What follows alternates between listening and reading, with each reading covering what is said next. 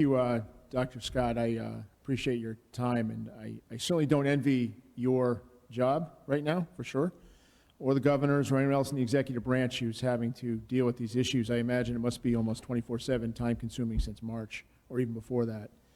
I have a sort of a broad, almost series of questions, but they are connected. And I'd just like to preface them with a comment, and I'd like to hear your comment on my concerns. We have obviously, as a society, focused a considerable amount of attention on this virus for obvious reasons. But public health is not just about this virus, even though this is the imminent threat of 2020. We've all, I can give you some anecdotes. I don't want to belabor the point, take up too much time, but these, and I'm glad you used the term lockdown, by the way, because although the scope of lockdowns varies, it is a lockdown. I was criticized by a constituent once for using that term, so I'm glad that you agree with me that that's what we've been going through to some extent. These lockdowns, these orders, whatever their wisdom or their efficacy, have a really devastating impact on people's health in other ways. Public health is about a lot of things. My parents, for example, are elderly. They're not in great health. Everything they used to do has been closed since March, and it's had an obvious effect on their physical condition. My son, who's now a junior in high school, had no classes at all sophomore year from March onward because his school, which mostly has a lower economic base of students, was not able to do Zoom classes because too many of the kids were the only people supporting their family. They were working at Cumberland Farms or something like that, and they had part-time jobs. And I had this conversation with the principal because she had to explain to him why he couldn't have even class. The effect on our children is really, really bad.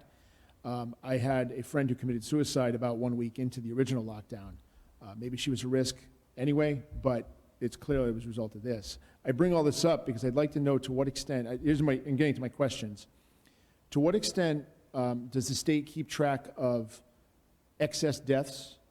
To what extent are we keeping track of suicides, mental health issues, maybe, I don't know if it's hospital admittances, but more like people seeking treatment for mental health issues, depression. I don't know if there's a way to categorize that or quantify it. To what extent do we classify what is a COVID death as opposed to someone who dies with COVID positivity? I'd like a specific answer to that question.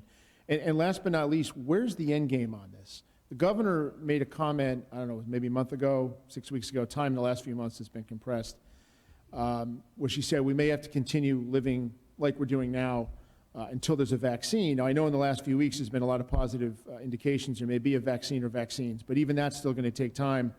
And even that, I don't know what that means. I mean, maybe not enough people will volunteer to take it. So I guess my broad question is, what is the end game here, and to what extent can we quantify whether the cure is worth the diseases that's causing? The cure worse than the disease saying, at what point are we doing more harm to the public good than benefit with some of the steps we're taking? And I don't mean any of this as a criticism. I mean this as a straightforward question, because I think too often, I know people that don't take this seriously enough, and I know people that are living in terror. And I think we need to have an honest, open public conversation about what we as society really need to do to address these issues. So if you could just comment on that and maybe answer some of the specific questions, I'd appreciate it. Thank you. Absolutely. You ask such a poignant set of questions that really get at the heart of why this has been such a challenging pandemic response. So to start, your question about public health and the fact that public health includes this massive, hopefully once in a lifetime emergency pandemic response. Public health also includes the economic health, the community's health, and the other diseases of despair that we have been monitoring and dealing with. Overdoses, substance use, mental health, depression, suicide, emotional wellness. We were full on focused on that before this pandemic. And I'm so grateful to be able to say, because of an amazing team of people at the Rhode Island Department of Health, colleagues across our health and human services agencies and across state and local government, we have continued our fight in those other epidemics as well. what has added to the challenge is so much of what our response to those epidemics were.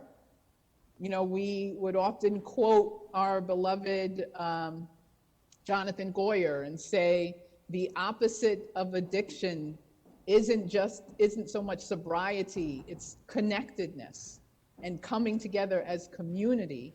That whole notion of treatment has needed to be the opposite because of how the virus functions. It requires people to stay apart, to not come together. I've talked about the biology, indoors, closely, socializing without a mask, that the separation and isolation needed to stop transmission of the virus directly contributes to the actual concerns that we had with the other elements of society that we have been dealing with. And it just makes it extremely challenging.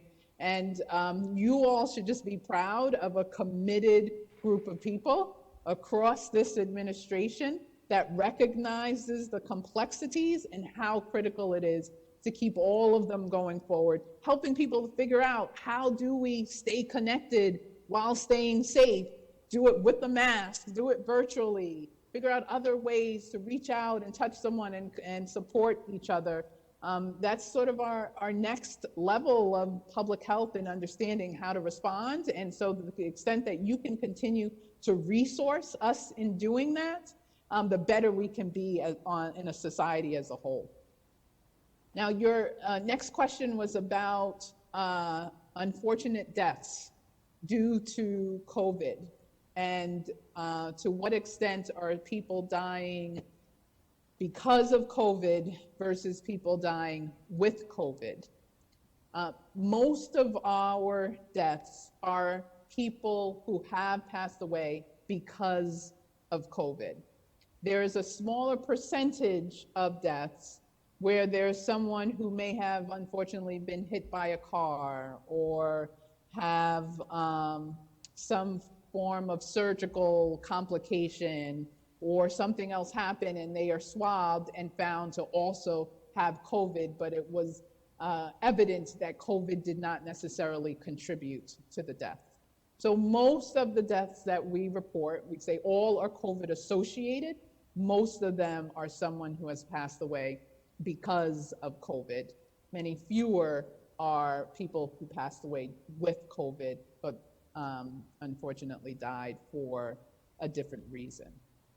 I'll finish with answering your question about the end game. The end game is to preserve life enough to make sure that we can maintain our healthcare system capacity, get us through the remaining of this year so that we can have a situation where vaccine is available to help immunize our population and keep people safe. Going the route of just letting it fly until everyone is sick, and then just letting everything flourish, unfortunately, is exponentially more damaging, devastating, horrifying than it is to do some of the very difficult challenging decisions that we're making right now. If we just were to let it go, we'd have hundreds and thousands of people who would not have access to health care. That's, your family members and others. We'd have just economic devastation in terms of folks not being able to work. There's something called post-COVID syndrome that we are learning more about, that it's debilitating people for life from young ages and on. We have just the mental health, the substance use, all of those other challenges that are still impacting society. So we are obligated to use the tools we have to keep this under control, enough to get us to that vaccination finish line so that the immunity can start to take over time and get us back to a different level of moving forward. So if I may follow up, I appreciate that answer. I guess my concern is, and again, there's been hopeful news in the last few weeks, but my concern is, what if there isn't really a vaccine that truly works, or it doesn't work enough? And I'm not asking you to answer your question, but that's a concern I have, because it's more a comment on human nature. You know, people, as I understand it, when this disease started to become evident that it might be an issue back in January, February, people started to, based on cell phone data and other things we can look back on, started to take steps to protect themselves. I know we were here at the State House until the middle of March, and I remember people starting to act differently probably in late February, not shaking hands, things like that. I just make the observation, human nature, people will often do things that are in their best interest if they're persuaded it's in their best interest, but if they're ordered to, they tend to rebel. We usually have a big Thanksgiving with friends. We're not doing that this year, not because the governor's ordering us not to, but because I just don't think it's a wise thing to do, because I've been persuaded by that. But it's helpful as a policymaker to try to convince people to do the right thing rather than direct them from on high. And I don't think Rhode Island suffered this problem, but certainly in other states we've seen hypocrisy from certain governors and other public officials defying their own orders.